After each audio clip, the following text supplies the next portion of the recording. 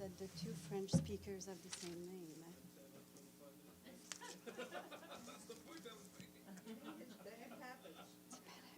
We were waiting once again for a few things. Not a statement today, but actually, yes.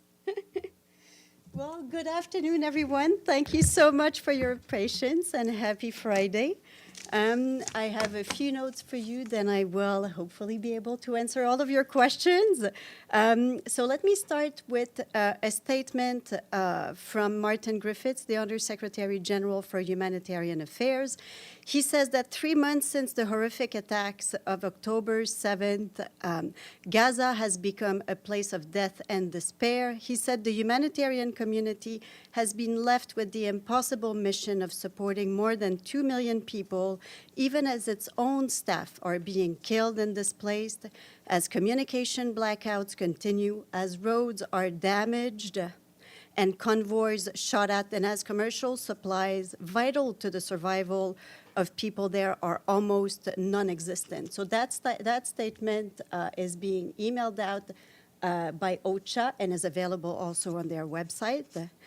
And we have a bit more of an operational update. His office today tells us that we and our partners continue to do all we can to meet the massive needs in Gaza. However, they say the current response is only meeting a fraction of people's needs. On the food security front, our partners continue to do all they can to support people in Gaza, but they are constrained by security risks and mobility constraints. Yesterday, we had quite a few numbers from the World Food Programme from what they were able to achieve in recent days. Now I can tell you that in December, the World Food Programme reached more than 975,000 vulnerable people with food aid across Gaza and the West Bank. And for its part, UNICEF has been delivering vital supplies to the Gaza Strip, including vaccines, medical supplies, hygiene kits, ready-to-use infant formula, and other items. And now I have a trip announcement for you from our UN peacekeeping colleagues. The Under-Secretary General for Peace Operations, Jean-Pierre Lacroix, will begin a visit to the 3 peacekeeping missions in the Middle East tomorrow. The visit is one that he conducts regularly, but on this occasion, the mission is taking place during challenging times, as you know. His priorities are to express his solidarity and support for peacekeepers, troop-contributing countries, and other partners, as well as the communities that we serve. He will also engage with various political and security actors to discuss the activities of the missions. Mr. Lacroix will arrive in Syria on January 6th, and that is tomorrow, to meet with the UN Disengagement Observer Force leadership and peacekeepers. He will also meet senior government officials in Damascus. And then on the 9th, that is, I believe, Tuesday, he will travel to Beirut, where he will meet Lebanon's caretaker Prime Minister Najib Mikati, the Speaker of Parliament, Nabi Berri, and other officials to update them on the operations of the UN Interim Force in Lebanon, better known as UNIFIL. He will then head to Nakura in southern Lebanon to meet with the Lebanese Armed Forces, UNIFIL leadership, and peacekeepers. And during the last leg, Mr. Lacroix will visit the UN Truce Supervision Organization headquarters in Jerusalem and will also meet with Israeli government and military officials. And as you can imagine, we will keep you updated on this mission as it evolves. I have now something that we do typically every month. I have the food price index. The Food and Agriculture Organization reported today that the benchmark for world food community prices declined in December compared to the previous month, with the sharpest drop in international sugar quotations. The FAO Food Price Index, which tracks monthly changes in the international prices of a set of globally traded food communities, averaged 118.5 points in December. This is down 1.5% from November and down 10.1% from December 2022. For 2023, the index was 13.7% lower than the average value over the preceding year, with only the International Sugar Price Index higher over that period. And to conclude today, I have a senior personnel appointment for you. So today, the Secretary General is appointing Maria Angela Holguin, Cuellar of Colombia as his personal envoy on Cyprus. The Secretary General has asked Ms. Hogan to assume a good office's role on his behalf to search for common ground on the way forward and to advise him on the Cyprus issue. Ms. Hogan brings extensive diplomatic experience at the highest levels, including as Minister of Foreign Affairs of Colombia from 2010 to 2018, and there is a lot more about her online. And now I am ready for you. James, please go ahead. Yes, I wanted to ask about the proposal that's come from the Israeli Defense Minister, Yoav Gallant, of how Gaza should be governed after the conflict. A proposal of full Israeli sovereignty, then rather confusingly also a multinational task force with Western and Arab nations, not quite sure which Arab nations would serve, and then local Palestinians in charge of civil affairs. What's the UN's reaction to this proposal?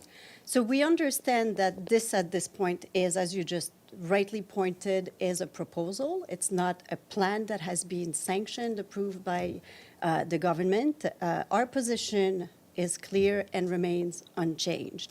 And on this, let me reiterate a few points that the SG has made directly and repeatedly. First, we need, and I can reiterate his call first and foremost for a humanitarian ceasefire, an immediate and unconditional release of all hostages. I can also reiterate that we stand firmly against any forced displacement. And let me just quote a little bit from what he said to you here before Christmas. He said, as difficult as it might appear today, the two-state solution in line with UN resolutions, international law, and previous agreements is really the only path to sustainable peace. A full Israeli security zone in Gaza is a retreat from a two-state solution. It's going backwards because although Gaza was blockaded, it didn't have Israeli forces in it. So does he think this is a step backwards? He stands firmly for work to resume for the two-state solution. And would UN officials, UN monitors, he's floated the idea of UN monitors, but also you've got UN humanitarian people, particularly UNRWA, operating in Gaza. Would the Secretary General be happy to have them operating in Gaza at a time when Israel maintained full security control? It's that particular bit I'm trying to get at. Is that acceptable to the United Nations? At this point, this is really, it's not a sanction plan, it's a proposal. I don't want to speculate on things that may or may not happen. For us, as the SG said repeatedly, really what is important is really to work towards the two-state solution, to have first the humanitarian ceasefire, to try to find a way to address the immense and growing needs of the population there, to facilitate the aid of humanitarian delivery, to release all the hostages, and to resume work seriously towards a two-state solution. I won't speculate on things that may or may not happen. Yes, Edie. The Israelis continue to state that there is enough food in Gaza and to blame the United Nations distribution system for failing to get food to the 2.3 million people in the territory. What is the UN's response to these continuing claims? Every day here at this briefing, we highlight what we are able to achieve, what aid we are able to bring in, what are the impediments, what are the challenges. I think, to quote the SG again on this, he said, it's a mistake to quote the effectiveness of the humanitarian operation in Gaza based only on the number of trucks. An effective aid operation in Gaza requires security. It requires staff who can work in safety. It requires good logistical capacity and the resumption of commercial activity. And until this is met, I think the challenges will remain. And I think, today, Martin Griffiths' statement once again emphasizes the challenges that the UN and partners are faced with to really address the desperate needs of people there. Do we have other questions? Do we have someone online? I don't think so. On that note, well, happy Friday, everyone. Thank you. See you on Monday.